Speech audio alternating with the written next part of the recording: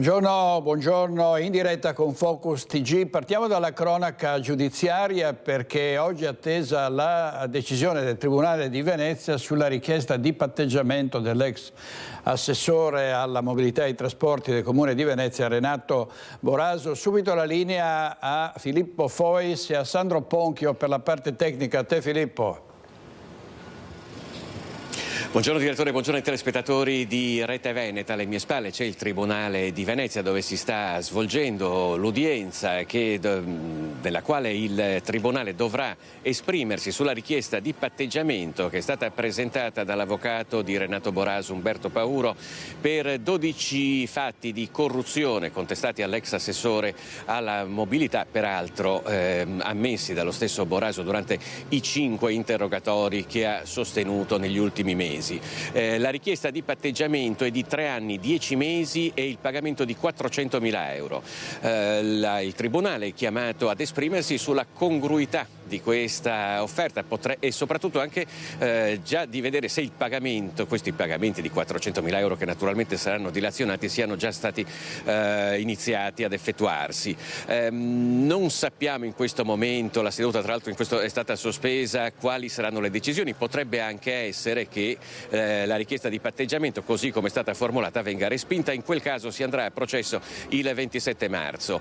Il Tribunale deve anche analizzare altre 3 richieste di patteggiamento di 3 imprenditori coinvolti sempre nell'inchiesta Palude. Si tratta di uno dei filoni, quello che sta arrivando a conclusione più rapidamente di questa inchiesta giudiziaria che ha scosso Venezia, anche perché a ore ci si aspetta anche di assistere alle conclusioni per quello che rappresenta l'altro filone, quello più sostanzioso, che chiama in causa il sindaco di Venezia Luigi Brugnaro, il suo capo di gabinetto, il vice capo di gabinetto Maurice Ceron e Derek Donadini, oltre al magnate di Singapore King Kiat Kwong per la trattativa sulla vendita dei Pili e soprattutto anche la trattativa e la vendita del palazzo Papadopoli. Oggi è anche la giornata di costituzione, per quello che riguarda, stiamo tornando nuovamente a parlare del patteggiamento della richiesta di patteggiamento di Boraso, è anche la giornata di presentazione delle richieste di costituzione di parte civile. Si costituiranno parte civile sia il Comune di Venezia che la CGIL di Venezia. Questo fatto potrebbe far slittare il pronunciamento del Tribunale sulla richiesta di patteggiamento. Noi abbiamo sentito anche gli avvocati poco fa, non è detto che arrivi in giornata. Comunque, se ci saranno aggiornamenti, noi naturalmente vi richiederemo immediatamente la linea. A te direttore. Grazie molto Filippo Fois e a Sandro Ponchio. Restiamo a Venezia e torniamo sulla brutale aggressione ai danni di una donna di 85 anni che è stata aggredita e rapinata da una baby gang a Rialto. Sentiamo il servizio. Spintonata a terra e derubata a 85 anni da una banda di giovanissimi. È successo al Ponte dei Isogatoi, a San Giovanni Grisostomo, a pochi passi da Rialto. Se oggi una rapina può non fare più notizia, il fatto che però avvenga nel cuore di Venezia, in un orario tranquillo come le 19:30, ad opera di minorenni e procurando un trauma cranico a un'anziana, ha creato una forte sensazione in città.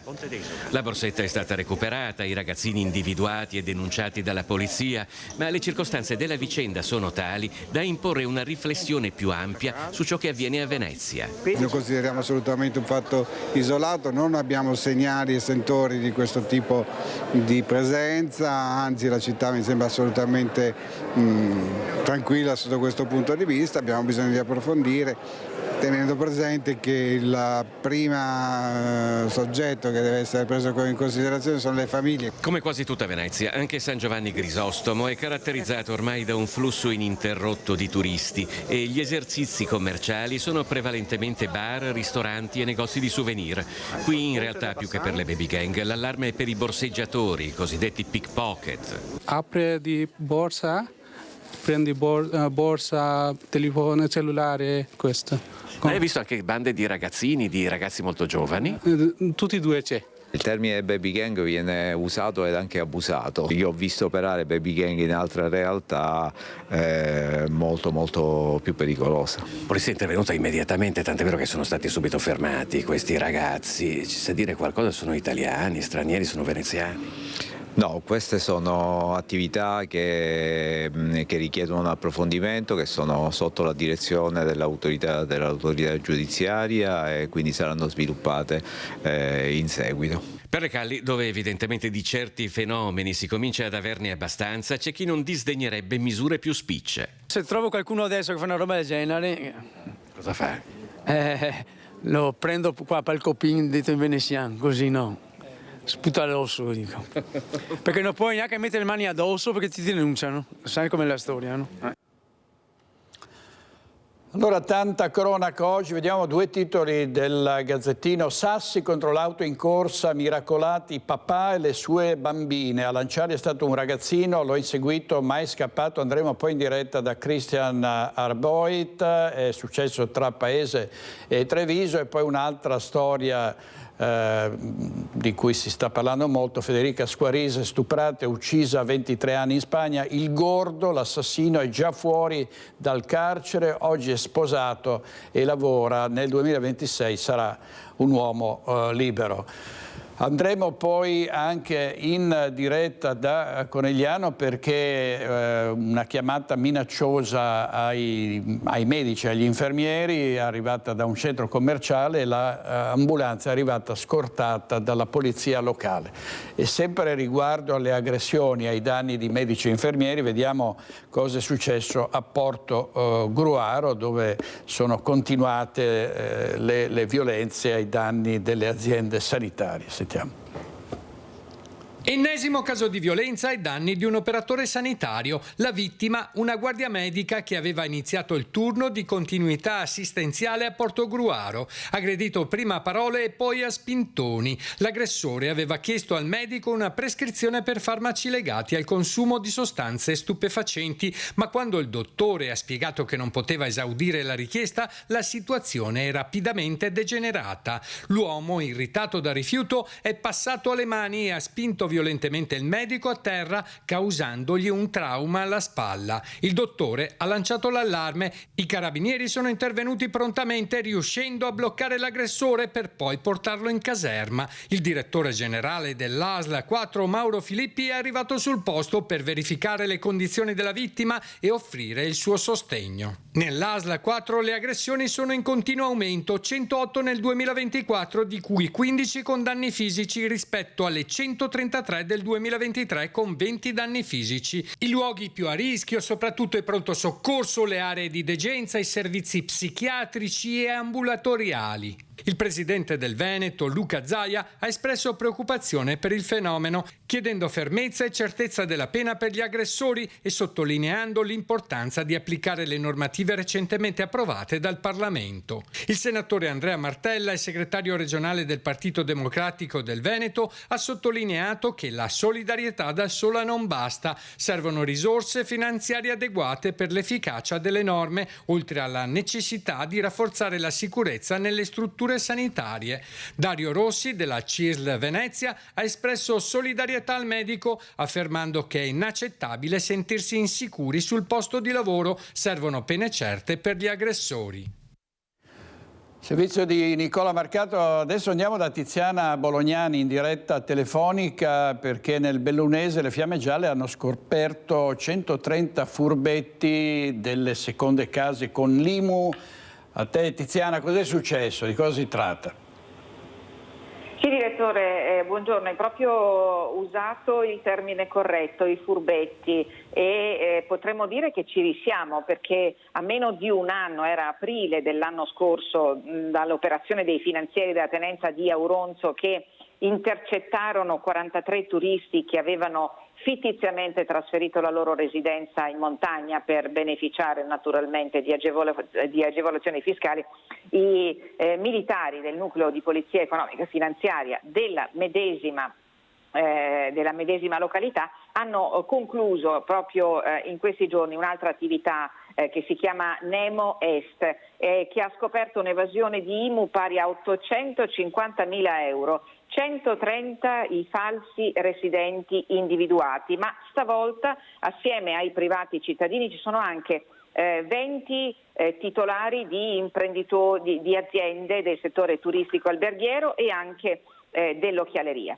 Tra il 2019 e il 2023 i finanziari hanno accertato la sottrazione di tassazione di oltre 120 milioni di euro di base imponibile e il conto naturalmente è stato presentato a chi ha trasferito la propria residenza nel comprensorio auronzano, fruendo quindi dell'esenzione dell'IMU per l'acquisto della prima casa. Come si è arrivati a scoprire questi furbetti? Tramite i controlli incrociati che hanno smascherato l'inganno. E quindi oltre ai sopralluoghi e ai riscontri sui dati delle dichiarazioni fiscali, fondamentale è stata la verifica dei consumi sulle bollette di luce, acqua e gas che erano naturalmente incompatibili con la destinazione degli immobili e delle attività. L'attività di recupero dell'IMU e delle imposte non versate è già partita. Direttore.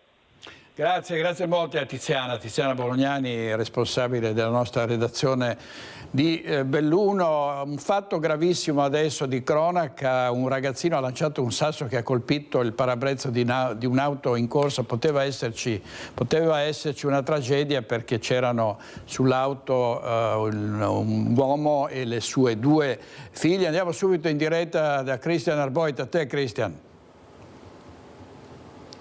Sì, direttore, buongiorno anche da parte di Simone Merlo che sta curando la parte tecnica. Ci troviamo a Padernello di Paese, all'interno dell'ufficio di Diego Tiveron, protagonista di un fatto di cronaca gravissimo e per certi versi inquietante, una vera e propria tragedia sfiorata che in questi minuti, vi possiamo dire, sta diventando una storia a lieto fine. Ma procediamo per gradi. Ritorniamo martedì sera, ore 18:15, Diego Tiveron si trova a bordo della sua Audi con le 2 figliolette.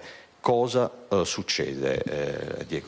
Io stavo rientrando verso Paese e ad un certo punto lungo la strada ho notato un ragazzo, un bambino in bici fermo, una cosa normalissima, e in una frazione di secondo ho visto che ha allargato il braccio, era di spalle rispetto a me, ha allargato il braccio verso il centro della strada e ho sentito un botto fortissimo sul cristallo anteriore della macchina. Io mi sono fermato sul lato destro, ho visto sullo specchietto la bici che si girava e scappava e quindi sono riuscito a fare un'inversione a U e ho tentato di recuperarlo, di correre dietro a questa bici. Quindi lei ha inseguito questo ragazzino, questo bambino per alcuni chilometri fino all'altezza di Piazza Bogart. Esatto, tra le stradine appunto siamo arrivati lì, lì lui era visibilmente agitato, anzi gridava aiuto, mi stanno inseguendo, aiutatemi, e lì su questo spiazzo, su questo parcheggio c'era un altro ragazzo che inizialmente l'ha protetto, l'ha preso dietro di sé. Quando ha visto il danno sulla macchina, ha sentito le bambine che piangevano, ha capito anche lui dove stava il problema e quindi gli ha chiesto di chiamare i genitori, di far venire lì i genitori. Lui ha detto qualche bugia, insomma ha raccontato che non era possibile, che non erano disponibili. Allora io gli ho detto: guarda, chiamiamo i carabinieri così la facciamo finita. In quel momento lui ha preso la bici ed è scappato e allora io ho deciso di lasciarlo andare perché comunque la priorità erano le bambine che erano in macchina. Che erano molto scosse. Quanti anni le sue figliolette? 7 la più grande e 3 la più piccola. Immagino insomma la preoccupazione, piangevano. Sì, erano agitate, piangevano e io non me la sono sentita di proseguire e mi sono dedicato a loro. Insomma, lo vedete poi anche dalle immagini, parliamo di un sasso dalle dimensioni circa. Beh, sarà stato grande come un pugno secondo me, dal danno che ha fatto e dal botto che abbiamo sentito da dentro l'auto. Scagliato anche con una certa forza perché appunto voi procedevate, la macchina era in moto e anche la bici era in movimento. La bici era ferma, la bici era ferma sul lato destro, sì. Quindi il sasso è stato... Sì. Bello slancio. Allora, il ragazzino si dà alla fuga, lei ritorna a casa, tranquillizza le bambine e si sfoga sui social, sostanzialmente dando anche un identikit di questo ragazzino. Allora, più che uno sfogo, il mio era proprio un portare a conoscenza più più persone possibili, amici e parenti ma anche non solo, residenti della zona, proprio perché non sapevo il perché di questo gesto, quindi per me poteva essere qualsiasi cosa, un nuovo gioco, un nuovo modo di passare il tempo, e quindi è stata una scelta di avvertimento e di tutela nei confronti degli altri. Magari una sfida tra ragazzini. Sì, esatto, cercando di condividere quanti più elementi possibili, per cui la bici gialla, l'abito, il cappotto scuro, l'età più o meno 13-14 anni, così a stima, e ho condiviso questo post. Fatto sta che nelle scorse ore lei è stato contattato da tante persone, compresi i giornalisti, ma una persona in particolare. Sì. Ho ricevuto una chiamata, pensavo che fosse un altro giornalista, un altro vostro collega. In realtà la telefonata è iniziata dicendo: guarda, sappiamo chi è il bambino, è nostro figlio. E lì io sono rimasto senza parole, perché non mi aspettavo una chiamata del genere, come poi anche tanti commenti che sono stati scritti sotto i post erano rivolti a dove sono i genitori, ma cosa fanno, manca l'educazione, e quindi non mi sarei mai aspettato una frase del genere. Questo papà ha visto il mio post, ha riconosciuto più o meno la descrizione della bici, l'età c'eravamo, la posizione, e quindi quando il bambino è rientrato a casa da scuola gli ha chiesto, e lui ha raccontato subito insomma quello che era successo, giustificando con la paura, visto che comunque eravamo verso l'imbrunire, era buio, che ci fosse qualcuno che lo seguiva, che si è fermato, ha raccolto un sasso e l'ha lanciato sull'auto. Che fosse questo o che fosse stata, come mi è parso, una bravata, una stupidaggine, però molto grave, è andata a finire male, ma che sarebbe potuta finire peggio. Il padre mi ha telefonato e mi ha detto: guarda, noi siamo pronti a risarcirti dei danni, di quello che sarà il costo di riparazione, ti chiediamo scusa, e la cosa bella e secondo me più importante che mi ha detto è che ci tiene che sia suo figlio a scusarsi direttamente con me. Quindi questo ragazzino di 12-13 anni verrà da lei e si scuserà. Lei è pronto a perdonarlo? Io sono pronto assolutamente, e ho scelto di condividere anche questa parte dell'epilogo, perché è importante far vedere che ci sono ancora genitori che sono in grado di educare i figli, e di fronte a una situazione spiacevole come questa fare la scelta giusta, non solamente per un discorso economico, ma soprattutto per un discorso di educazione, del non nascondersi dalle proprie responsabilità. E quindi lei ha deciso di non sporgere querela nei confronti di questo ragazzo? Esatto, non sporgerò querela, non ho sporto denuncia come invece su qualche testata giornalistica è stata scritta. Io ho fatto solo una segnalazione alla polizia locale, e dopo questo epilogo direi che è sufficiente così. Insomma, la chiudiamo così, e che cosa dirà, la prima frase che dirà questo bambino? Allora la frase magari no, è il chiedergli se si è reso conto del danno che avrebbe potuto fare, e che con una stupidaggine si può arrivare a fare, e poi l'importanza di riconoscere l'errore e ovviamente di non ripeterlo. Grazie davvero Diego Tiveron per aver condiviso questa storia e soprattutto questi ultimi sviluppi. Con Simone Merlo è davvero tutto, da Padernello direttore ti restituisco la linea. Grazie molte a Cristian Arboit, a Simone Merlo per la parte tecnica, e complimenti a questi due genitori, entrambi hanno detto parole molto apprezzabili dopo quella che poteva essere davvero una tragedia. È stato ammirevole il gesto del genitore che ha capito che poteva essere stato il figlio gli ha raccontato cosa era successo e ha subito chiamato il padre delle due bambine che hanno rischiato anche di subire gravi danni. Andiamo avanti con i furti, anche stanotte altri furti, poi ve ne daremo conto, in particolare nella Marca trevigiana, Daresana, Salvatronda. Ieri tante le testimonianze di furti tentati e commessi nell'ultima settimana. Sentiamo. I ladri appunto sono entrati in azione in più abitazioni di questa via.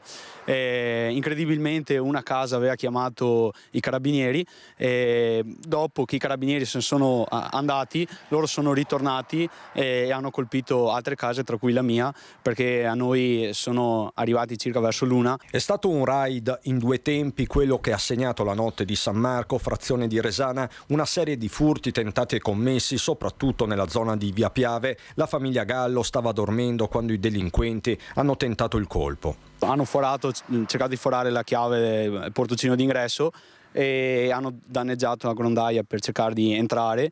Non sono entrati, però ovviamente ci hanno lasciato dei danni come anche altre abitazioni. Purtroppo in questo periodo sono aumentati questi episodi. Ed è tutta la Marca occidentale a essere tornata nel mirino dei ladri dopo la recrudescenza di fine 2024. A Salvatronda nei giorni scorsi i ladri sono stati immortalati da alcune telecamere, eccoli in azione.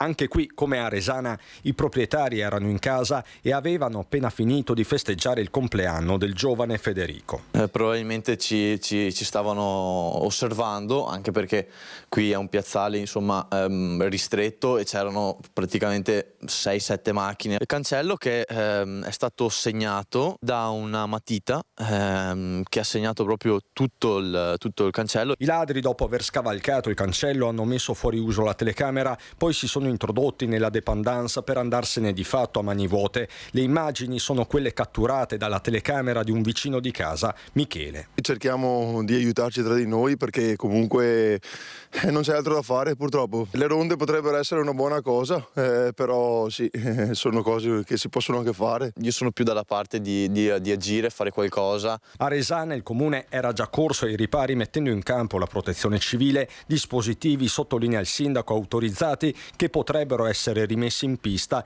Il problema però sarebbe un altro, peraltro il solito. Non possiamo pretendere che i carabinieri trovino gli autori di questi furti e poi questi reati, poi il giorno dopo magari vengono scarcerati, sono liberi come prima. La cosa non va bene e infatti questi sono i risultati.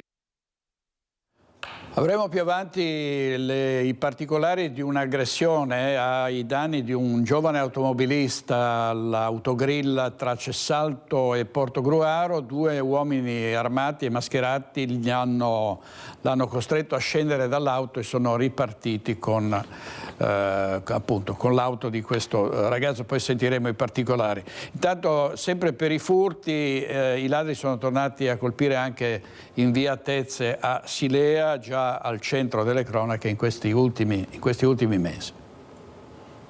Eravamo in casa, appunto sarà successo alle 3-4 del mattino, stavamo dormendo, sapere che mentre eravamo tranquilli e sereni, giù c'erano degli estranei che stavano rovistando nelle nostre cose. Resta un senso di inquietudine in questa abitazione di via Tezze a Silea, visitata poche notti fa da alcuni ladri che probabilmente volevano sottrarre la moto di Pietro Narder e del fratello, mezzo a cui sono stati tagliati dei cavi nella convinzione che poi si è rivelata errata si trattasse di un antifurto. E adesso è riparazione nascosta, ecco. L'attenzione si è poi concentrata sugli altri mezzi posteggiati in garage, come per questa Panda. Probabilmente cercavano qualcosa e quindi, come si può vedere, sono andati con un oggetto che può essere un coltello, un taglierino, un cacciavite e hanno forato il sedile. Fatto sta che i ladri, dopo aver creato scompiglio e fatto danni, se ne sono andati con un monopattino, ritrovato poi dopo 24 ore dalle forze dell'ordine e consegnato ai legittimi proprietari che perlomeno non si sono accorti del furto in corso. Non sai chi hai davanti, non sai com'è la persona, è lucida, no? Per fortuna non è andata così, ecco. Lo scorso autunno i vicini di casa della famiglia Narder, i ladri se li erano ritrovati in giardino. Infatti sono scappati, sono andati lungo la strada verso la stradina dei Sassi, dove appunto poi non siamo più riusciti ad andare perché mio papà è andato poi a seguirli, ha chiamato un suo amico. E l'hanno anche rincorsi, non è la soluzione, però ci hanno provato magari cercando di spaventarli un po' di più, che non tornassero, insomma. Sempre in via Tezze, a fine 2024, era stato preso di mira un condominio, mentre un'anziana ci racconta di aver subito nel recente passato il furto dei propri gioielli in pieno giorno, da qui l'appello di Sara De Pizzol. Vigilare un po' di più, cose del genere. Penso che, essendo che la zona è stata abbattuta più volte, sia al minimo, voglio dire, anche per la sicurezza di tutti. Adesso andiamo a Padova da Valentina Visentina e Federico Cibotto per l'inaugurazione dell'anno accademico. A te Valentina. Sì, buongiorno direttore, è una giornata di grande tradizione oggi, come tutti gli anni quando c'è l'inaugurazione dell'anno accademico. Quest'anno è il numero 803 e la rettrice ha puntato tutto il suo discorso, finito pochi minuti fa, sui record dell'università. Record che vengono raccontati con i numeri, sono oltre 75.800 gli iscritti, l'11%, quindi un dato in aumento sono iscritti stranieri, e soprattutto si è toccato il record delle nuove matricole.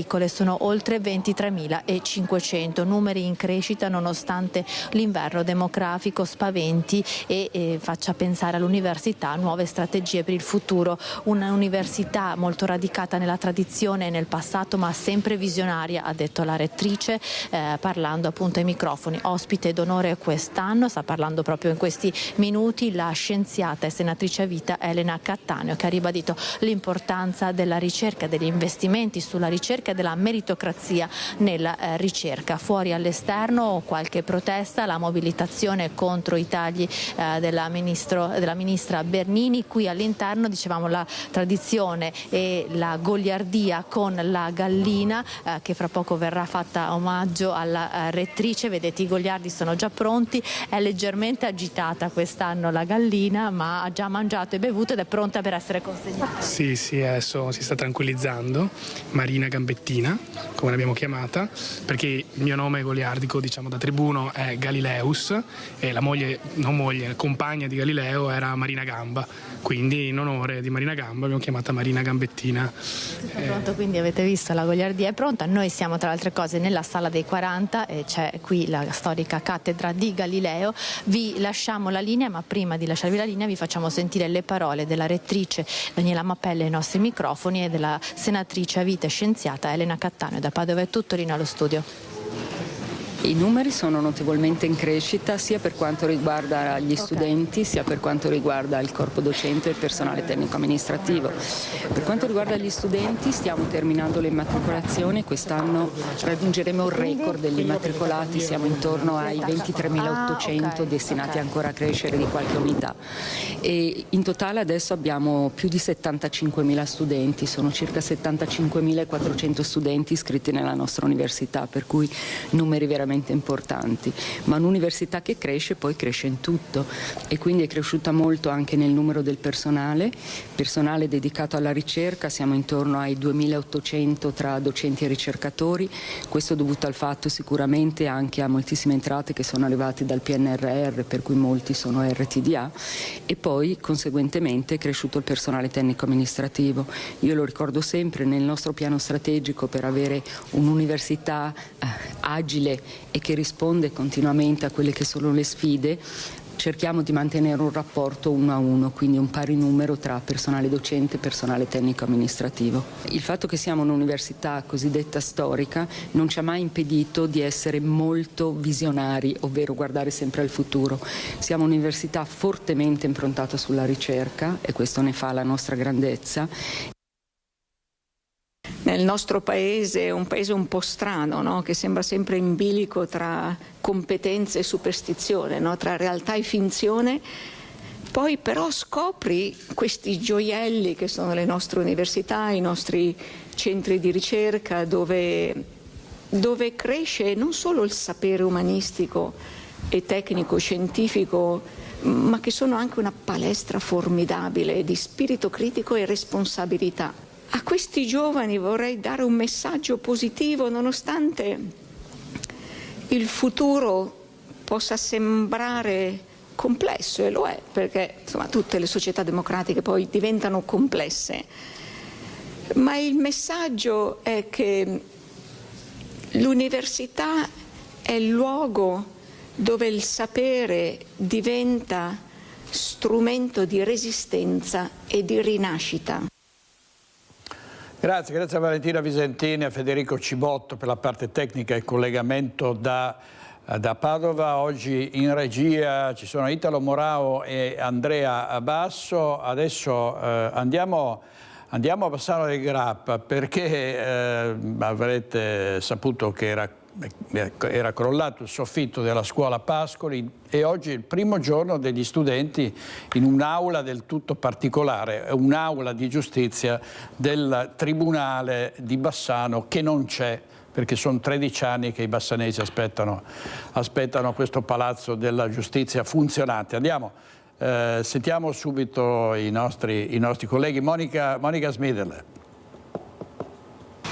Ci troviamo davanti al Palazzo di Giustizia, il nuovo Tribunale di Bassano del Grappa che da oggi ospita ufficialmente la scuola Pascoli almeno fino alla fine dell'anno scolastico. Questo perché? Perché il 31 di gennaio nell'istituto scolastico si è verificato il distacco di parte del soffitto e quindi si è reso necessario il trasferimento dei bambini. Il Comune, dopo la relazione dei tecnici che evidenzia ampie zone a rischio di distacco, ha deciso di adibire il nuovo Palazzo di Giustizia a scuola. Con noi c'è l'assessore all'istruzione del Comune di Bassano Marina Bizzotto. Allora, dopo giorni di trasloco, finalmente i bambini sono all'interno del Tribunale, ma per fare scuola.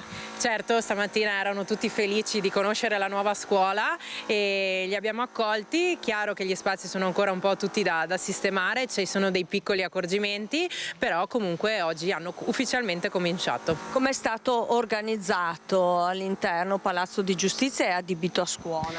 Beh, allora, fortunatamente c'erano 8 stanze che si sono prestate bene a essere le aule delle classi e dopodiché ci sono tante stanzette, tanti corridoi larghi e tanti spazi per poter anche fare al meglio l'educazione montessoriana. Sono 150 bambini che da oggi verranno a scuola. Qui come avete organizzato il trasporto anche dei bambini, visto che il Palazzo di Giustizia è in pieno centro storico a Bassano, quindi non è neanche facile per le famiglie raggiungere questa via Marinari? Sì, chiaramente ecco, l'unico svantaggio che ha questo stabile è questo, che per i bambini sicuramente è un vantaggio perché gli dà l'accessibilità al centro e alla città, però chiaramente per i genitori e per chi deve portare poi i bambini a scuola è un po' scomodo, così come tutti i lavoratori del centro per quello.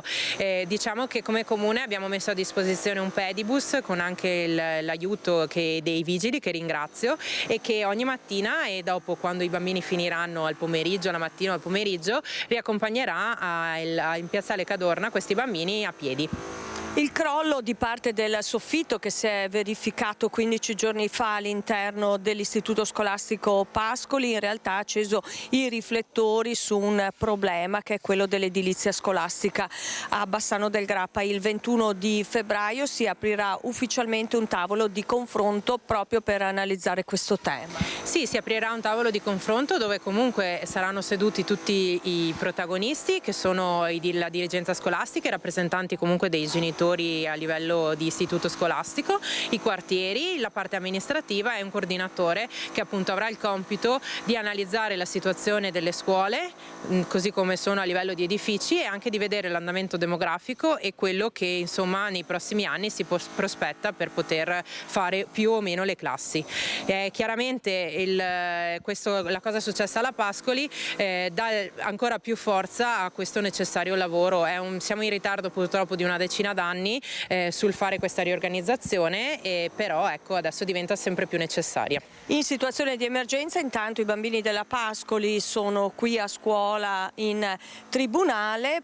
Poi per settembre, assessore, si vedrà? Sì, si vedrà, perché comunque è chiaro che adesso come amministrazione saremo chiamati a fare delle scelte. Purtroppo anche la situazione emergenziale della scuola Pascoli ha evidenziato che non siamo in grado, non abbiamo degli edifici nella città che possono ospitare in maniera celere dei ragazzi, quindi bisogna fare comunque tutta un'indagine e un'analisi su dove poi poter ubicare questi bambini a settembre.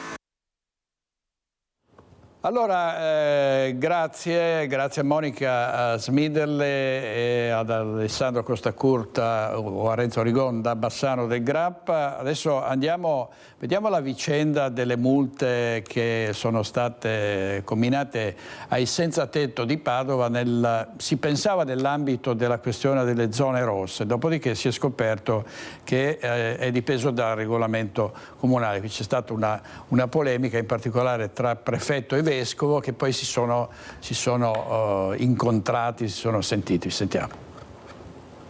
Dopo le polemiche seguite alle multe delle 2 senza tetto della stazione, c'è stato un incontro tra questore e vescovo di Padova per un confronto sereno e costruttivo sui fatti di cronaca di questi giorni e in nome di una collaborazione mai venuta meno, si legge in una nota, fra la Chiesa di Padova e le istituzioni che garantiscono la sicurezza in città.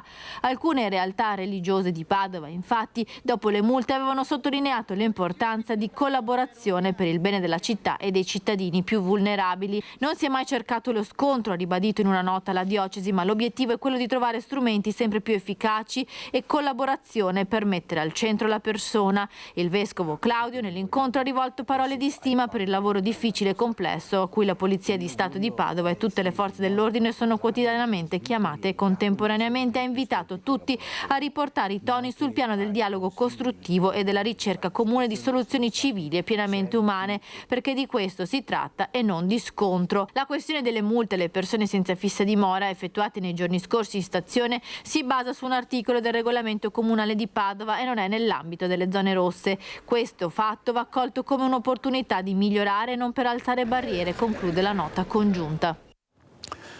Incontro tra il questore ed il vescovo e non il prefetto e ovviamente su questa vicenda ci sono state anche reazioni politiche, sentiamo. Da un lato il comune che critica la zona rossa, dall'altra l'opposizione che la difende. In mezzo ci sono le multe e le senza tetto che non c'entrano con le nuove misure del governo ma che fanno pensare ad un'interpretazione politica. Le sanzioni ai senza tetto sono state fatte in base all'articolo del regolamento comunale che vieta il bivacco in alcune aree e non per le nuove disposizioni riguardanti la zona rossa, una precisazione arrivata dalla questura di Padova dopo che il sindaco Sergio Giordani e anche la diocesi con le cucine popolari erano intervenuti chiedendo maggiore umanità e collaborazione nel rapporto con le fasce più deboli. L'opposizione in Consiglio Comunale con Fratelli d'Italia parla di strumentalizzazione. Quelle sanzioni, che comunque poi non vengono esatte, sono una diretta promanazione del regolamento di polizia urbana. Governa da quasi 8 anni questa città e scopre oggi che le persone senza fissa dimora vengono multate in base a un regolamento che ha avuto 8 anni per cambiare. Sulle zone rosse invece si fa solo confusione in maniera ipocrita, perché le zone rosse non servono per multare le persone senza tetto, le zone rosse servono per interdire determinate aree a soggetti violenti con un passato o un presente criminale. Le multe, le 2 senza tetto in stazione a Padova hanno ulteriormente inasprito il confronto. Anche la Lega con la capogruppo Mosco attacca l'amministrazione sul regolamento di polizia locale e sulla gestione dell'area stazione. Penso che il Comune stia sbagliando a creare questo attrito nei confronti delle forze dell'ordine che non fanno altro che adempiere al loro ruolo. Da un lato mi stupisco che l'amministrazione comunale invece non lo stia facendo, cioè non stia per esempio applicando il regolamento di polizia locale che per primo ha adottato, redatto e votato in Consiglio Comunale. Se poi vogliamo entrare sotto il profilo sociale, ricordiamo che l'amministrazione comunale solo per il quadrante stazione spende circa 80.000 euro l'anno di contributi ad associazioni che dovrebbero fare questo tipo di attività sociale, ma che la realtà invece ci dimostra che così non è. La maggioranza invece è al fianco del sindaco Giordani. Coalizione Civica ha manifestato in stazione con sacchi a pelo per sostenere i senza tetto multati, mentre il gruppo misto con Manuel Bianzale si interroga sul perché non si sia fatto prima qualcosa per le senza tetto e si sia attesa la polemica sulla zona rossa. Fino ad oggi, tra l'altro, queste signore, tra virgolette, erano già presenti in stazione da qualche giorno e la domanda è, a questo punto, chi non ha fatto rispettare il regolamento comunale nei giorni precedenti. È ovvio che non vorrei che venisse strumentalizzata questa vicenda accenda queste situazioni delle due clochard semplicemente per fare polemica politica di cui non ce n'è bisogno. E sempre per protestare contro le zone rosse c'è stato un blitz degli attivisti del centro sociale Pedro in prefettura a Padova. Per qualche minuto Palazzo Santo Stefano è stato transennato. All'ingresso sono stati appesi 2 striscioni con la scritta "No zone rosse". Oggi la prefettura di Padova è zona rossa. Queste barriere alimentano le disuguaglianze. Siamo contro questa misura e contro il DDL sicurezza, hanno spiegato al megafono gli attivisti. Il presidio è durato poco meno di mezz'ora, poi 20 attivisti sono stati sollevati dalla polizia e trasferiti all'esterno in piazza Antenore. Operazione San Valentino sicuro a Padova con un blitz della finanza in un'attività che vendeva gioielli in zona industriale. Oltre 2,5 milioni di gioielli irregolari e articoli di bigiotteria sono stati sequestrati dalla Guardia di Finanza di Padova. Tutti i pezzi sequestrati erano sprovvisti delle informazioni e delle avvertenze obbligatorie per la tutela del consumatore. Dopo un monitoraggio delle attività della zona industriale di Padova, i finanzieri hanno individuato un'attività commerciale che vendeva bracciali, collane e anelli irregolari e carenti di informazioni. Si tratta di articoli di importazione cinese sprovvisti delle caratteristiche merceologiche e delle avvertenze della presenza di sostanze potenzialmente nocive o pericolose. Scoperti i vandali di una scuola media di Bovolenta, sono 5 alunni minorenni che sono stati denunciati dai carabinieri. Hanno appena 13, 14 e 15 anni, ma sono accusati di danneggiamento, furto aggravato, accesso abusivo al sistema telematico e violazione di corrispondenza. Sono stati individuati e denunciati i responsabili dell'atto vandalico avvenuto lo scorso 20 gennaio alla scuola media Clemente Sibiliato di Bovolenta. Sono 5 allievi minorenni. L'episodio era stato scoperto al rientro dal fine settimana. La porta posteriore della scuola era stata sfondata a colpi di mattone, le aule messe a soqquadro con estintori svuotati sui pavimenti, pareti imbrattate e la sala insegnanti violata. Gli studenti avevano addirittura rubato del denaro. Poi si sono accaniti su un computer imbrattandolo e riuscendo a inviare mail a sfondo pornografico ad alcuni studenti. Le indagini hanno accertato che l'incursione era avvenuta il sabato precedente. Fondamentali per l'identificazione dei presunti responsabili tutti gli allievi dell'istituto, gli accertamenti eseguiti sui luoghi e la collaborazione della scuola. Vicenza blindata per il derby Vicenza-Padova che si svolgerà questa domenica. Per noi ci sono Luisa Bertini e Simone Squarcina. Zone rosse a Vicenza indette da un'ordinanza del prefetto in occasione della partita che si svolgerà domenica 16 Vicenza-Padova.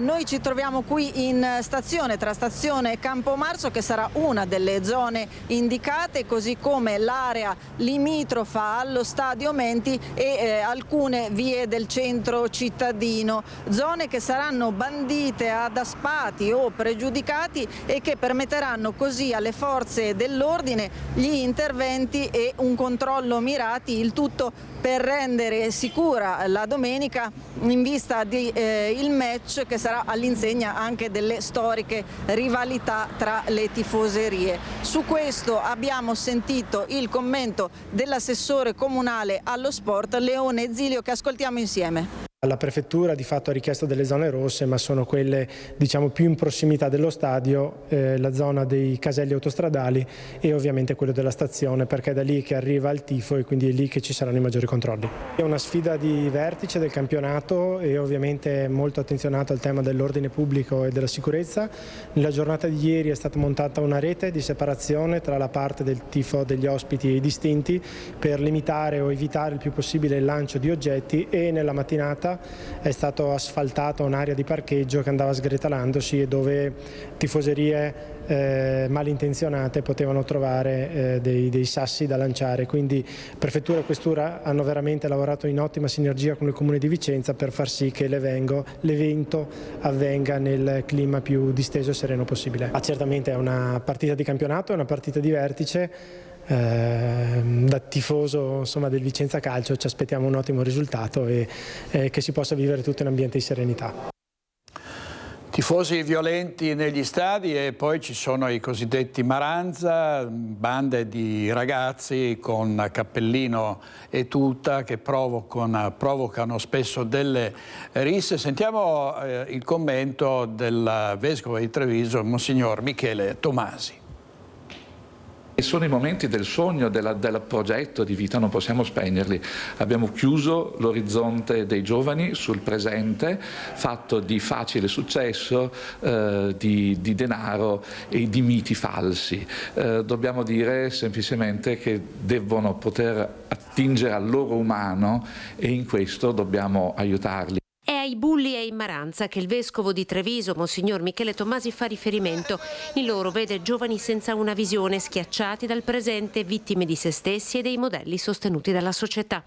Pur mantenendo ferme le necessità di punire i comportamenti, di combattere la devianza e ancora con più fermezza l'uso di sostanze stupefacenti, Tomasi chiede per questi ragazzi in crescita fiducia e opportunità. Sono sempre persone, tra l'altro sono persone in crescita, in evoluzione, nel momento in cui ancora la loro vita è aperta. È consapevole Monsignor Michele Tomasi delle difficoltà che affrontano quotidianamente le famiglie e che a pioggia poi ricadono sui ragazzi. Le famiglie sono sottoposte a delle pressioni gigantesche, i genitori devono lavorare tutti e molto, devono correre qua e là.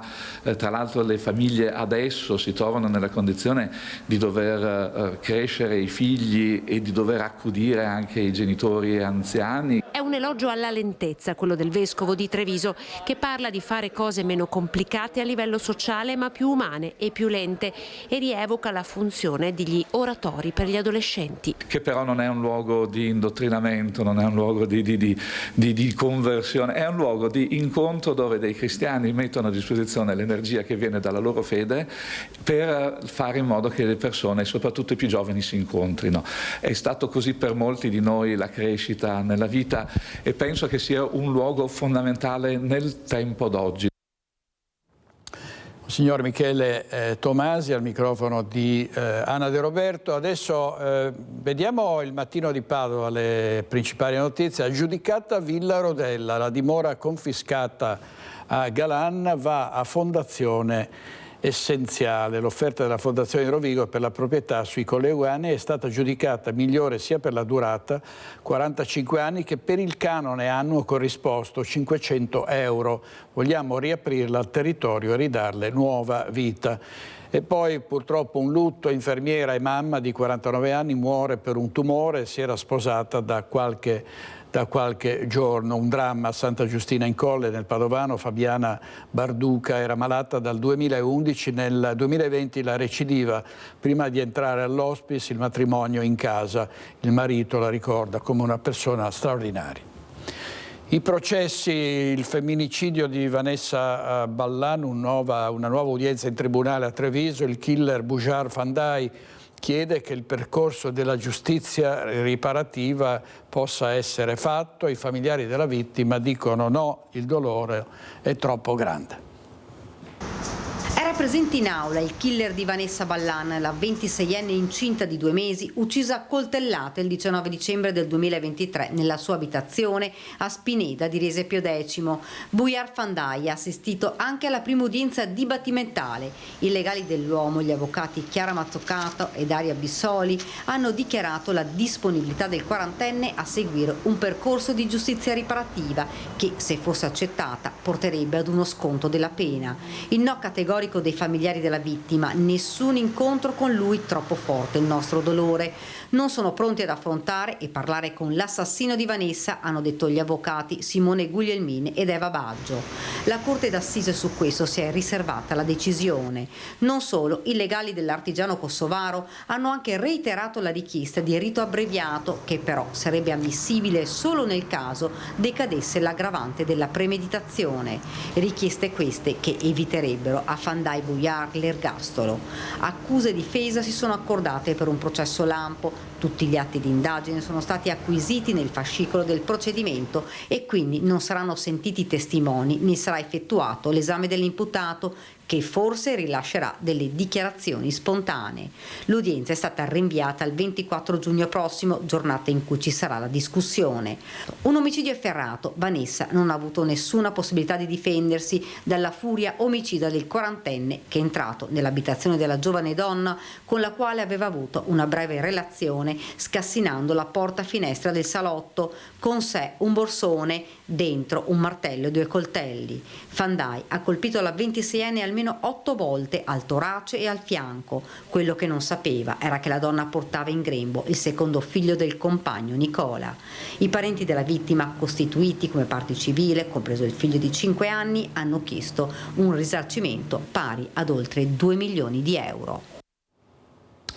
Servizio di Daniela Sizia, vediamo la prima pagina della Nuova Venezia. Tragica perdita per Ca' Foscari, è morto a 41 anni lo psicologo Andrea Cadamuro. A soli 41 anni è venuto a mancare a causa di una malattia fulminante.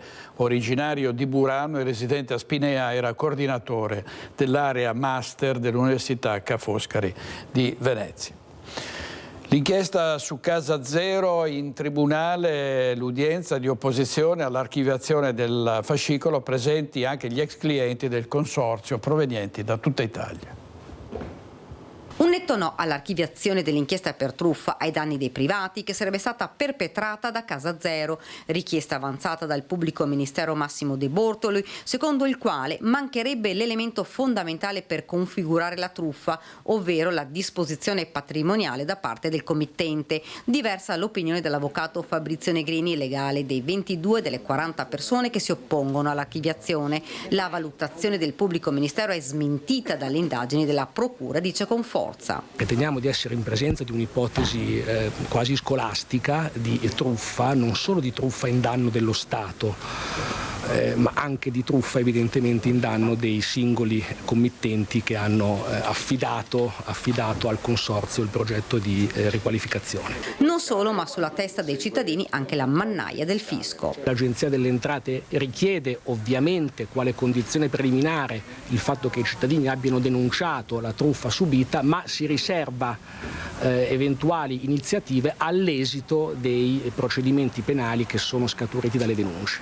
Quindi non è corretto, è un falso sostenere che i cittadini siano, come dire, in una botte di ferro. Oltre alla beffa, il danno, commentano gli ex clienti di Casa Zero. Ora a far paura è l'Agenzia delle Entrate, che potrebbe chiedere indietro il corrispettivo dei crediti fiscali ceduti al consorzio di Nervesa per la realizzazione di lavori di ristrutturazione che avrebbero dovuto essere eseguiti attraverso il bonus 110%, interventi che però non sono mai stati portati a compimento o addirittura non sono mai iniziati. Io ho un debito nei confronti dell'Agenzia delle Entrate di 83.000 euro a monte di lavori zero. Non ho nulla, un chiodo piantato zero, nessun ponteggio, nessun deposito di materiale, solamente un cartello lavori bello, pulito, lucido. Un ragazzo di Aosta ha già ricevuto richiesta dall'Agenzia delle Entrate di rientrare tutto il cassetto fiscale che è stato sottratto a Casa Zero. Questa cosa qui è abbastanza grave, cioè, siamo preoccupati per quello. Io ho firmato contratto con Casa Zero il 21 ottobre 2021. Il giorno 22 loro mi hanno emanato una fattura di 96.000 euro. Dopo un mese hanno prelevato la stessa cifra dal cassetto fiscale senza che io appunto fossi stato avvisato da nessuno. Il procedimento odierno si riferisce a fatti per i quali la Procura trevigiana ha già esercitato l'azione penale e per i quali è fissata l'udienza preliminare in aprile, spiega l'avvocato Simone Guglielmin, uno dei difensori degli indagati. Il PM ha peraltro dimostrato la insussistenza di truffe ai danni di privati, palesando fermamente l'intenzione di non voler procedere. Servizio di Daniela Sizia. Ieri a Conegliano una minacciosa telefonata in una richiesta di soccorso che è arrivata dall'interno del centro commerciale Il Biscione e la persona che chiamava era evidentemente alterata e quindi l'ambulanza è arrivata sul posto scortata dalla polizia locale. Andiamo in diretta da Lucio Zanato. A te Lucio. Buongiorno direttore, buongiorno ai telespettatori di Rete Veneta. Sì, sono qui con il comandante della Polizia Locale. Perché? Perché questa storia potremmo definire meglio una chiamata in più per nulla che invece poi dover affrontare un'aggressione vera e propria, perché l'ambulanza effettivamente è arrivata al Biscione e al telefono l'operatore del 118 è stato effettivamente probabilmente minacciato da chi ha fatto la chiamata e quindi si è giustamente allarmato. Ma sentiamo la versione dei fatti da parte del comandante Malamace. Sì, allora la nostra pattuglia è intervenuta su richiesta della centrale operativa dei Carabinieri a supporto di un'ambulanza che però ancora non era presente sul posto, è arrivata dopo circa 10 minuti e credo che l'alterazione che c'è stata sia stata proprio questa, cioè un presunto ritardo, ma effettivamente l'ambulanza era su un altro intervento, quello al Biscione non aveva le caratteristiche sicuramente dell'urgenza perché si trattava di una ragazza ubriaca, a noi nota anche per problemi psichici, che era caduta e si era fatta qualche piccola lesione, quindi o se non addirittura una semplice contusione. Ecco, la chiamata è arrivata da chi? La chiamata al 118 è arrivata dal ragazzo che era insieme a lei, anche lui un noto perché è un etilista e quindi probabilmente questo lo ha indotto a usare dei termini minacciosi con l'operatore al telefono del SUEM. Ecco, però questo sta a significare sostanzialmente che come dire, i sanitari sono veramente sul piede, sì, sono sull'allerta, perché basta una parola in più dopo quello che succede nei pronti soccorsi, e quindi diciamo che poi voi siete intervenuti proprio anche per deterrenza di una possibile aggressione. Sì, i presupposti dell'aggressione non c'era, sui giornali ho letto delle cose che non corrispondono alla realtà, di accerchiamenti, di urla, ma tutto questo non è successo, anche perché lo possono testimoniare le riprese di videosorveglianza delle 15 telecamere che abbiamo al Biscione, che riprendono H24, quindi le scene sono state riprese tutte dalle telecamere, non c'è stato nessun problema fisico o di aggressione verbale agli operatori, tant'è vero che si sono svolte le operazioni in tranquillità, dopodiché l'ambulanza è andata per la sua strada e la pattuglia ha ripreso il normale servizio di controllo del territorio. Però questo sta a significare che comunque un'azione di deterrenza nel caso di presunte possibili minacce al personale sanitario vede le forze dell'ordine attive, perché non capiti quello che invece è purtroppo capitato in tanti pronti soccorsi.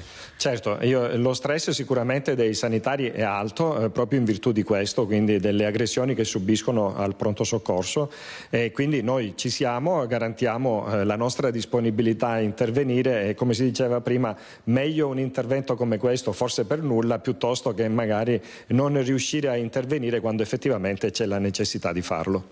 Grazie comandante, a te la linea direttore. Grazie molto a Lucio Zanato, il comandante della Polizia Locale di Conegliano. Vediamo una notizia dal giornale di Vicenza. Coltella il fratello durante una lite, arrestato un 41enne, successo ad Orgiano poco fa, e poi un altro accoltellamento, in questo caso una storia drammatica per via delle condizioni di un uomo malato di Alzheimer. È stata la donna che ha detto: l'ho colpito per difendermi. Aveva hashish e cocaina nelle tasche e in camera da letto. Un giovane bassanese è stato denunciato dalla polizia. I poliziotti del commissariato di Bassano del Grappa hanno denunciato un trentenne residente in città per detenzione ai fini di spaccio di stupefacenti, segnalandolo anche alla prefettura di Vicenza per l'uso di droga. L'intervento è nato da un controllo che una volante stava effettuando in via Pusteria, quando un giovane in bicicletta, appena visti gli agenti, ha accelerato l'andatura. Fermato e controllato, il trentenne bassanese è stato trovato in possesso di hashish e cocaina, droga nascosta nelle tasche dei pantaloni, in tutto 3,5 grammi, già suddivisi in dosi. Nella sua abitazione, in camera da letto, al termine della perquisizione, i poliziotti hanno trovato altri 15 grammi di hashish e il materiale utilizzato per confezionare le dosi. Servizio di Federico Fusetti, vi ricordo la notizia, vedremo di collegarci in diretta con un'autogrill sulla A4 tra Cessalto e Portogruaro. 2 uomini incappucciati armati hanno rubato un'auto a un giovane che è stato costretto a scendere e ha visto ripartire i banditi. C'è stato un blitz della Guardia di Finanza in un centro massaggi della provincia vicentina, dove i militari hanno scoperto 3 lavoratrici in nero, di cui 2 erano clandestine. I militari della Guardia di Finanza di Vicenza hanno effettuato un controllo in un centro massaggi cinese in un comune della provincia vicentina, rilevando la presenza di 3 lavoratrici in nero, impiegate prevalentemente come massaggiatrici, su 3 presenti in quel momento, 2 delle quali risultate clandestine sul territorio nazionale in quanto sprovviste di documento di identità. In base ai riscontri effettuati dai finanzieri vicentini sono scattate le sanzioni amministrative pari a circa 6.600 euro e la segnalazione per la sospensione del centro all'Ispettorato del Lavoro di Vicenza. Inoltre la presenza dei soggetti clandestini ha portato alla denuncia degli stessi per il reato di soggiorno irregolare in Italia e sia del titolare che della responsabile del centro per sfruttamento dell'immigrazione illegale. Si tratta di un centro massaggi che era già stato controllato un anno fa, quando erano state trovate ulteriori 3 lavoratrici in nero, 2 delle quali clandestine. 2 minuti di pubblicità e torniamo in onda tra poco, grazie.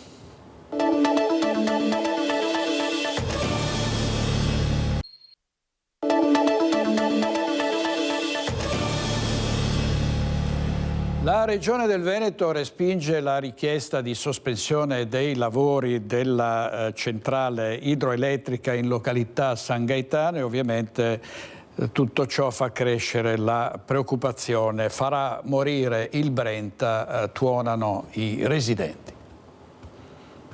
Salviamo il fiume, è un grido di dolore, quello che si leva dalla vallata, un grido di dolore per proteggere il Brenta, un grido di dolore che a Venezia proprio non vuole essere ascoltato. Ivan Pontarollo, da sempre in prima linea nella tutela e valorizzazione della Val Brenta, è molto preoccupato per quanto potrebbe accadere se venisse realizzata da un privato la centrale idroelettrica in località San Gaetano. Togliamo acqua a un tratto di fiume importante per la nostra economia locale, ma anche per l'ambiente e la fauna ittica che c'è in questo tratto, curata molto bene dal bacino acqua fiume Brenta. Togliamo un'economia e un'attività sportiva importante che ha portato 3 medaglie olimpiche d'oro e l'ultima anche qui a Parigi di Gigi Renaro e uno di bronzo di Ferrazzi.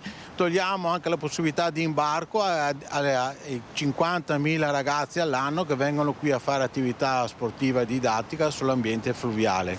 La diga porterebbe ad una riduzione in questo tratto della portata del fiume e il rischio per l'ambiente, le attività sportive ed economiche è troppo elevato, tuona Pontarollo, e così la battaglia è portata avanti anche nelle aule di giustizia. Abbiamo fatto ricorso al Tribunale Superiore Unico delle Acque perché la Regione ha fatto evitare l'impatto la valutazione di impatto ambientale alla ditta proponente. Noi ci siamo opposti, ma nonostante tutto abbiamo avvisato anche la Regione e qui faccio intervenire direttamente Luca Zaia se ci tiene tanto a noi veneti e anche al nostro territorio. La Regione va avanti con l'iter procedurale e questo noi fa molto male nonostante avessimo avvisato gli uffici preposti. Non vi fermate comunque? Assolutamente no, impugneremo anche eventualmente il provvedimento finale e ci batteremo fino in fondo, ma io esorto anche la Regione che metta quel vincolo che aveva chiesto il Consiglio regionale qualche anno fa, che poi la Giunta non ha più fatto regole. Che vincolo? Un vincolo su questo tratto di fiume che è l'unico navigabile in tutta Italia e non solo. Perché venga preservato? Perché è preservato per tutta quell'economia e quello sport che si fa attorno a questo tratto. Servizio di Monica Smiderle. Ha un diavolo per capello il sindaco di Bassano del Grappa, Nicola Finco, che protesta per una lettera del comune di Torre di Quartesolo che sostiene il no degli avvocati di Vicenza, Treviso e Padova che non vogliono che venga costituito il Tribunale di Bassano del Grappa. È lì da 13 anni, è pronto, non funziona, continuano ad arrivare sottosegretari che annunciano l'apertura, è ancora fermo e ci sono i soliti bastoni tra le ruote. Sentiamo il sindaco di Bassano. Il Tribunale della Pedemontana è un'entità che viene richiesta da più di 70 sindaci che rappresentano 500.000 di abitanti, quindi il sindaco di Torri di Quartesolo pensi a fare bene il sindaco di Torri di Quartesolo, che al Tribunale della Pedemontana ci pensiamo noi. La lettera che sindaco e vice sindaco di Torri di Quartesolo Gianluca Ghirigatto e Luisa Trivella hanno scritto scagliandosi contro il progetto di riapertura del Tribunale della Pedemontana ha fatto andare su tutte le furie il primo cittadino di Bassano del Grappa, Nicola Finco. Sono molto arrabbiato perché quando vedo delle ingerenze da parte di colleghi che poco o nulla conoscono del nostro territorio, che mai una volta si sono confrontati con noi amministratori, con le categorie economiche, con i vari ordini professionali e mandano delle lettere dove esprimono dei giudizi e delle valutazioni senza conoscere minimamente le richieste e le necessità di questo territorio, la vedo quasi come una mossa da parte di qualcuno nell'interesse di difendere una corporazione che può essere quella dell'Ordine degli Avvocati di Vicenza, perché insomma capisco, sono anche il sindaco di Torri di Quartesolo è un avvocato, magari starà dando una mano al presidente Moscatelli nel portare avanti la battaglia contro il Tribunale della Pedemontana, ma ripeto, loro pensino tranquillamente a fare bene gli amministratori del loro comune, che al Tribunale della Pedemontana a portare avanti questa istanza ci pensiamo noi, visto che non siamo da soli, ma ripeto, siamo più di 70 sindaci che rappresentano più di 500.000 di abitanti.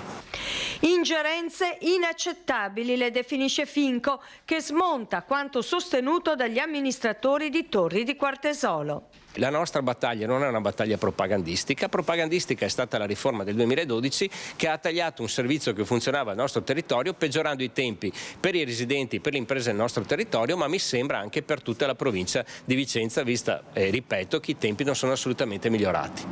70 sindaci, 500.000 di abitanti, un fronte unito, compatto, che continuerà a muoversi in maniera decisa sulla strada tracciata verso la costituzione del Tribunale della Pedemontana, piaccia o non piaccia.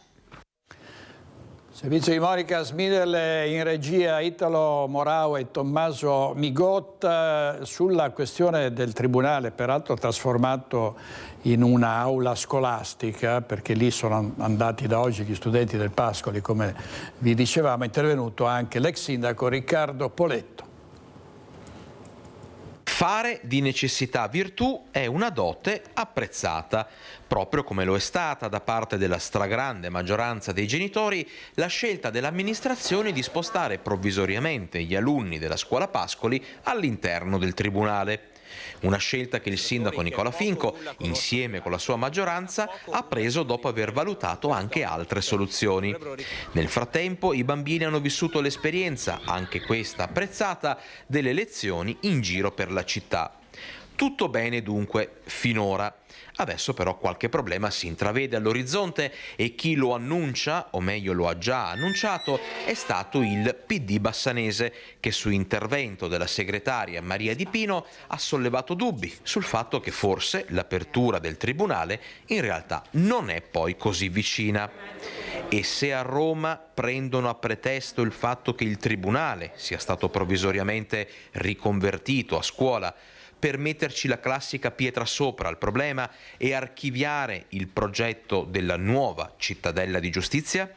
Il rischio c'è, nel senso che deve essere chiaro il messaggio da parte dell'amministrazione comunale che questa è una soluzione temporanea. Meglio sarebbe se al più presto riuscissimo a sapere, soprattutto per le famiglie e per i bambini, quanto sarà precisamente il tempo, se sarà soltanto fino a giugno, perché pare che questo insomma è il tempo minimo, o se ci sono dubbi anche sulla ripresa a settembre. Se da una parte arrivano annunci abbastanza roboanti su un provvedimento del governo che dovrebbe essere proprio imminente e che porrebbe la riapertura come certa, tutti gli atti e le azioni concrete che vanno in segno contrario, cioè nel frattempo intanto nel Tribunale facciamo dell'altro, rischierebbero di indebolire questa battaglia che già trova molti contrasti, anche qui non molto distante, penso all'Ordine degli Avvocati di Vicenza, tanto per dirne uno, e che quindi deve avere dall'altra parte, sull'altro fronte, delle azioni, dei messaggi chiari, inequivocabili a favore del Tribunale. Insomma, il messaggio è chiaro: non confondiamo aule di giustizia con aule scolastiche. Più tempo passa però e più qualcuno potrebbe cascare nell'equivoco.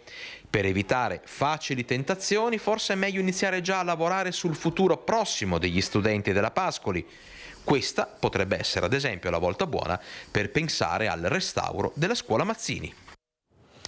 Preoccupati i genitori della scuola primaria di via Rivana a Bassano perché sarebbe stato servito, almeno questo è il sospetto, del pesce avariato ai bambini. Il pesce servito in mensa puzza e così tanti bambini e bambine della primaria di via Rivana in quartiere 25 aprile a Bassano si rifiutano di mangiare. Ben comprensibile la preoccupazione dei genitori che si sono subito mossi chiedendo a gran voce che vengano fatte tutte le verifiche per accertare che il pesce in questione non fosse avariato. Che l'alimento non avesse un buon odore è stato confermato anche da alcune insegnanti fuori da microfono e telecamera e hanno anche aggiunto a onor del vero che chi l'ha mangiato non ha avuto alcun problema. È stata comunque inviata al comune e al relativo ufficio scolastico una mail in cui i genitori chiedono chiarimenti sull'episodio, che si spera resti isolato. Dal canto suo, l'assessora all'istruzione Marina Bizzotto, contattata telefonicamente, ci ha confermato che si stanno svolgendo tutti i controlli perché la situazione venga chiarita, confermando in ogni caso l'importanza di garantire la bontà del cibo servito, soprattutto nelle mense scolastiche. Servizio di Vanessa Banzatto, torniamo alla cronaca nera. C'è stato un grande blitz ieri dei carabinieri contro gli spacciatori di cocaina con 14 arresti fra Venezia, Padova e Treviso.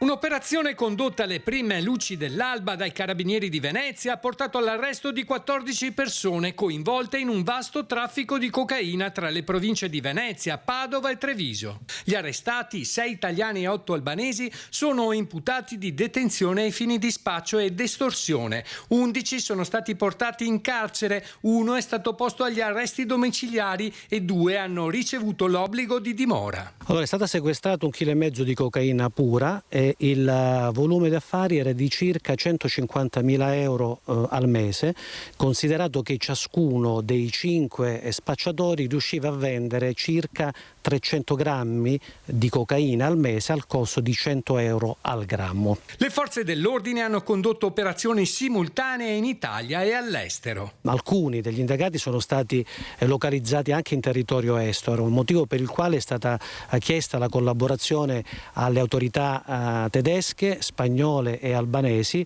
che sono state attivate per il tramite del servizio di cooperazione internazionale. Le indagini durate 2 anni hanno rivelato che gli spacciatori non risparmiavano la violenza in caso di mancati pagamenti. Diversi gli episodi di crudeltà documentati. In un caso gli arrestati avevano pianificato una spedizione punitiva contro un uomo accusato di aver presentato un nuovo cliente che non aveva saldato un debito di circa 5.000 euro. La vittima era stata immobilizzata su una poltrona, cosparsa di alcol etilico e minacciata di essere incendiata con un accendino. Fortunatamente in quell'occasione la compagna della vittima è riuscita a chiamare il 112 e quindi la pattuglia dei carabinieri, che è intervenuta tempestivamente sul posto, è riuscita a scongiurare il tragico epilogo. Attraverso appostamenti, servizi di osservazione e indagini economico-finanziarie, i carabinieri hanno ricostruito il modus operandi dell'organizzazione e individuato la base operativa del gruppo in un appartamento a Mira. Grazie al loro agire oggi la nostra città è più sicura. Credo che questa operazione possa dare molte risposte in termini di sicurezza e di prevenzione del reato. I carabinieri sono anche riusciti a sequestrare un registro contabile dove era minuziosamente scritto parte del loro giro d'affari per un totale di oltre 720.000 euro. Servizio di Nicola Marcato, ed è proprio maledetto il tratto Cessalto-Portogruaro sulla 4, non solo per i tantissimi incidenti stradali, ma perché sono adesso scesi in campo anche i rapinatori. Ci racconta tutto Cristian Arboi con Simone Merlo. A te, Cristian. Altro che maledetto, direttore, hai detto bene, è un tratto questo molto strategico, ma è strategico anche per la criminalità. I fatti ci riportano alla notte tra martedì e mercoledì, quando un ragazzo è stato rapinato, è stato derubato della propria automobile, una Golf bianca, ma non è stato un semplice furto, perché questo furto è stato preceduto anche da dei colpi di pistola sparati in aria. Allora ti do salutando ovviamente il sindaco di Cessalto Emanuele Crosato, che fra poco ci darà ulteriori dettagli. Sta indagando la squadra mobile di Treviso su questo fatto. Appunto parliamo di almeno 2 delinquenti entrati in azione travisati. Con ogni probabilità si erano nascosti in quella zona dietro i tir che solitamente vengono parcheggiati sia di giorno che di notte. Sono entrati in azione quando hanno visto questo giovane che stava di fatto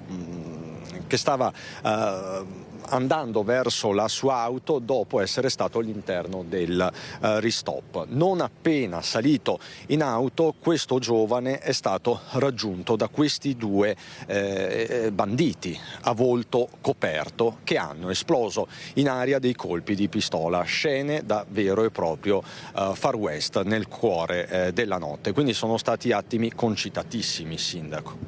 Sì, assolutamente, in primis la vicinanza alla persona per il furto dell'auto e degli effetti personali. Ci colpisce soprattutto il modo, l'utilizzo di armi da fuoco, di aver sparato in aria e la forza, la criminalità con la quale hanno utilizzato per rubare l'auto. Sappiamo che comunque questa tratta è ad alto scorrimento, quindi in un attimo, in un'ora sono al confine, pertanto è una zona pericolosa e dobbiamo stare attenti. Ecco, tra l'altro nell'immediatezza è intervenuta la polizia di San Donà di Piave, adesso per competenza, qui siamo in territorio trevigiano, se ne sta occupando la squadra mobile di Treviso. Questo ragazzo è stato derubato di tutto, del portafogli, del cellulare, degli effetti personali, quindi possiamo immaginare anche il terrore provato, perché insomma ultimamente non è mai successo una cosa del tipo, la prima volta, perlomeno recentemente. No, nelle modalità sicuramente no. Furti ci sono stati, normale, dove c'è un grande passaggio di persone, soprattutto stranieri, non abbiamo accortezza di chi passa e quindi questo accade. Le modalità ci colpiscono tantissimo. Addirittura dei colpi in aria, colpi di pistola per intimidire il soggetto derubato. Sì, assolutamente, mi consola che è arrivata all'istante la polizia, che stanno indagando, che comunque è una zona in cui verrà potenziata anche l'ausilio della polizia stradale. Nei prossimi stanno potenziando la vicina stazione per competenza, quella di San Donà, per l'autostrada, e quindi questa cosa ci rassicura. Quindi lei ha avuto rassicurazioni in merito che arriveranno nuovi uomini e forze alla polizia? Sullo sviluppo della forza dell'ordine sicuramente. È comunque una zona molto dove c'è una forte presenza della polizia, appunto perché sappiamo che è una zona di forte passaggio. La rotta balcanica, qui vengono spesso lasciati, lei lo ha sollevato, minori non accompagnati. Sì, dove hanno abbandonato 2 anni fa i 2 minori, e quindi è una zona dove spesso in passato è successo che hanno scaricato dei immigrati irregolari, quindi è una situazione difficile che va controllata e non era mai accaduto però un fatto così grave, nelle modalità così grave. E quindi insomma si deve fare luce su questo episodio. Ripeto, sta indagando la squadra mobile di Treviso e sicuramente serviranno anche le telecamere, le vedete posizionate in ogni angolo di questa area di servizio. Lo ripeto, siamo a Calstorta Sud. Per il momento è tutto, direttore, con le immagini di Simone Merlo che punta verso le telecamere. Ti restituisco la linea. Grazie Crosato. Grazie molte a Cristian Arboit, al sindaco Crosato e a Simone Merlo. Probabilmente sono auto rubate che poi i ladri, i banditi utilizzano per le loro scorrerie nel nostro territorio. La politica con il fine vita, cioè il suicidio medicalmente assistito, è passata una legge, è stata approvata in Consiglio regionale in Toscana, era stata bocciata in Veneto un anno fa. Zaia rilancia, dice che ci vorrebbe un regolamento che possa consentire ai malati di poter mettere fine alle proprie sofferenze, parla di ipocrisia, ma avete visto in quel titolo Fratelli d'Italia lo critica in particolare l'europarlamentare Elena Donazzani. Abbiamo parlato ieri sera a Focus, ma intanto vediamo cosa ha detto il Presidente proprio ieri sera. Se da un lato è doveroso rispettare la posizione di tutti, di chi è a favore o contro il fine vita, dall'altro ovviamente viene prima la libertà di scelta del cittadino paziente. Va anche ricordato che è bene uscire da questa ipocrisia tutta nazionale nella quale si vuol far credere ai cittadini che il fine vita non esiste. Il fine vita esiste in Italia dal 2019 con una sentenza della Corte Costituzionale che dà la possibilità a un malato terminale che ha determinate caratteristiche, quindi se un malato terminale con diagnosi infausta, che ci siano grandi sofferenze fisiche e psichiche, che ci siano i supporti vitali per tenere in vita il paziente e ovviamente che ci sia una libertà di scelta. Ecco, con queste caratteristiche la Corte Costituzionale dice che questo paziente malato terminale può rivolgersi al ULSS di appartenenza. Detto questo, quante sono state le domande presentate in Veneto dal 2019 ad oggi? Sono state 7, solo 3 hanno avuto il benestare del comitato etico dell'ULSS di appartenenza e solo 2 sono arrivate a una gestione del fine vita. È un tema profondamente delicato, è un tema che ovviamente prevede anche una libertà di coscienza perché ci sono posizioni diverse, ma è altrettanto vero che non possiamo vivere nell'ipocrisia di far credere ai cittadini che fine vita da un punto di vista normativo non esiste, perché non è così. Noi governatori con le nostre sanità ci troviamo quotidianamente la possibilità di dover gestire. Anche perché la Corte Costituzionale nel 2019 aveva invitato il Parlamento a decidere il percorso delle persone che chiedono il suicidio medicalmente assistito. Il Parlamento se n'è lavato le mani, allora intervengono le regioni. La regione Toscana ha fissato questo limite, 47 giorni entro i quali ha avuto il consenso dalla Commissione etica delle USL a procedere col suicidio assistito, le richieste debbano essere poi assecondate fino alla fine. Non si può lasciare i malati gravi, terminali, in attesa che qualcuno metta fine al loro calvario. Abbiamo voluto sentire i cittadini su queste proposte, sulla sentenza in Toscana. Siamo andati a Vicenza, sentiamo. La politica dovrebbe dare delle disposizioni, ma alla luce delle necessità di chi vive il problema. È giusto che ci sia, che i politici arrivino a qualche cosa, insomma, che regolino un attimo. Penso che dovrebbero essere cose normate per legge, dando la possibilità a chi vuole poter accedere a questo tipo di cose. È giusto che anche qui in Italia ci sia questa legge, che secondo me è un passo avanti anche di civiltà vera e propria. È giusto che uno possa dire basta, scegliere, non tanto per sé ma anche per gli altri, soprattutto quelli che gli stanno intorno, che soffrono forse più della persona stessa. Penso che dovrebbe essere dato proprio libero arbitrio al cittadino. Uno, secondo la sua coscienza, dovrebbe essere in grado di decidere se porre fine alla sua vita oppure tentare, non so, affidarsi ai medici. Lì dopo si spera in un miracolo, magari anche qualcuno che ci crede. Serve una regolamentazione, ma però bisognerebbe anche lasciare un po' la scelta a chi vive quei momenti particolari, tragici, difficili, e quindi non ci vorrebbe un ostacolo, ma ci vorrebbe una collaborazione per queste figure. La politica dovrebbe lasciare la libera facoltà di scelta a chi sta purtroppo soffrendo e può decidere della propria fine come della propria vita. Ancora un breve stacco pubblicitario e torniamo subito, state con noi.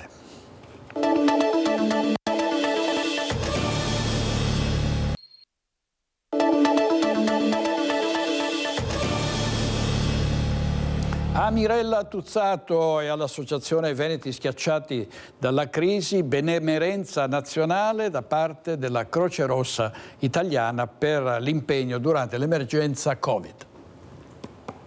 Un riconoscimento allo spirito di sacrificio e all'assoluta abnegazione dimostrati durante l'emergenza Covid, insieme a un'alta coscienza civica e morale in piena adesione agli ideali e ai principi della Croce Rossa italiana. Per questi motivi il presidente nazionale Rosario Maria Gianluca Valastro e il segretario generale Cecilia Crescioli hanno conferito all'Associazione Veneti Schiacciati dalla Crisi, presieduta da Mirella Tuzzato, la medaglia di benemerenza Il Tempo della Gentilezza, attestato consegnato in diretta e con grande sorpresa dalla presidente della Croce Rossa Trevigiana Simona Cardarelli durante la trasmissione Sveglia Veneti. Per via non solo delle donazioni ma anche della vicinanza che c'è stata da parte sua, dottoressa, il Comitato Nazionale, e lo farò in diretta, il Comitato Nazionale ha preparato per lei un attestato di ringraziamento che mi fa piacere consegnarle, del nostro Presidente nazionale, e quindi io non so come ringraziarla. No, siamo noi che ringraziamo voi. Ma veramente lo faccio vedere, ecco, mi commuove. Come già per il suo cavalierato, Mirella Tuzzato ha voluto condividere il riconoscimento con i suoi collaboratori. Io questo premio lo prendo, però non è dato solo a Mirella, è dato a tutti i volontari, a tutte quelle persone che tutti i giorni cercano di aiutare le fragilità. Ecco, questo è un premio condiviso con tutti i miei volontari. Croce Rossa presente nel territorio italiano da 161 anni, la sede trevigiana data 1911. Oggi nella Marca, oltre a quella del capoluogo, opera in altre 9 strutture a servizio di 72 comuni. Per fortuna un po', grazie anche al vostro lavoro di donazione, riusciamo a coprire, grazie anche al supporto dei supermercati sulle raccolte alimentari che i nostri volontari riescono a raccogliere per poter donare. Ma se si dà solo e non si mettono in campo dei progetti e delle soluzioni, parliamo di assistenzialismo. L'obiettivo è quello di qualunque tipo di bisogno venga raccolto, è necessario anche trovare una soluzione affinché non abbia più bisogno di noi. Grandissima Mirelluccia e grandissimo, straordinario, indimenticabile Sammy Basso, grande amico di Media Nord-Est, in particolare del nostro editore, l'amministratore unico, l'ingegner Filippo Iannakopoulos. Sammy Basso che è stato ricordato al Festival di Sanremo. Amava la vita, ci ha insegnato cosa vuol dire amare la vita. Così Carlo Conti, dal palco del Teatro Ariston, durante la prima serata di Sanremo, ha voluto ricordare, assieme a Giovanotti, Sammy Basso, il giovane biologo affetto da progeria che ancora oggi, a 4 mesi dalla sua scomparsa, fa sentire l'eco del suo essere, perché il suo piccolo e fragile corpo non c'è più, ma è qui, più forte che mai, tutto quello che ha costruito in termini di rapporti umani, di emozioni e, non scordiamolo, di ricerca scientifica. Così chiunque l'ha conosciuto, incontrato anche solo una volta, non ha potuto far altro che gioire del fatto che ancora una volta dalla TV nazionale si sia ricordato Sammy con il suo grande amore per la vita, per la bellezza della quotidianità, per la condivisione che lo ha sempre contraddistinto. Tanta l'emozione della mamma, Laura Lucchin. Una grande emozione. So che con Giovanotti si sentivano, parlavano spesso quando andava ai suoi concerti, che non andava lì solo alla sera, però tutta la giornata, dunque dietro alle quinte parlavano tanto, discutevano di tutto e si è restaurato fra loro un forte legame. Sammy apprezzava tanto Giovanotti e Giovanotti apprezzava tanto Sammy e si è visto ieri sera. Infatti è emerso questo fortissimo legame tra i due e soprattutto è emersa la gioia dello stare insieme. Sì, tanta. Stare insieme loro due stavano bene. Stava bene Sammy e ci ha confermato che stava bene anche Giovanotti. E adesso stiamo vedendo che tutte queste persone o in un modo o nell'altro parlano ancora di Sammy. Dal presidente Mattarella, Giovanotti, Carlo Conti, è stato bellissimo ricordarlo dopo 10 anni che era andato lì, cioè è bello. Una grande amicizia con Lorenzo Cherubini che lo ha ricordato ai suoi concerti. Io sentivo che questo corpo unico al mondo era un corpo pieno di vita. E una cosa è certa. Sammy ci sarà sempre. Bisogna, perché quello che ha fatto Sammy fino al suo ultimo giorno deve continuare ad esserci. Noi dobbiamo continuare a portare avanti i suoi progetti, quello che a lui dava tanto e dunque per forza sempre. Servizio di Vanessa Banzato, è tutto per oggi, grazie in regia a Italo Morao e a Tommaso Migot. Ci vediamo stasera alle 21:15 con Focus e buona giornata.